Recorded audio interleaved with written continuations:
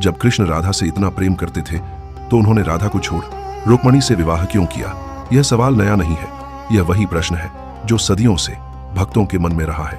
कृष्ण और राधा का प्रेम सबसे पवित्र माना जाता है, फिर भी राधा कभी कृष्ण की पत्नी नहीं बनी। क्यों? इस कहानी को समझने के लिए हमें पहले यह समझना होगा कि राधा कौन थी। भागवत परंपरा कहती है, राधा कृष्ण का प्रेम नहीं, कृष्ण की आत्मा थी।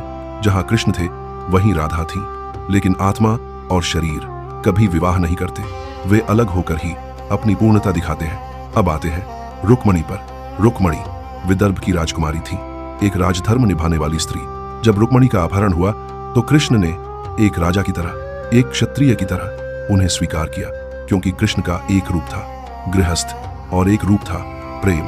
राधा उस प्रेम का स्वरूप थी जो किसी बंधन में नहीं बंधता। रुक्मणी उस धर्म का स्वरूप थी जो समाज को चलाता है। महाभारत और पुराण कहीं भी यह नहीं कहते कि कृष्ण ने राधा को छोड़ा।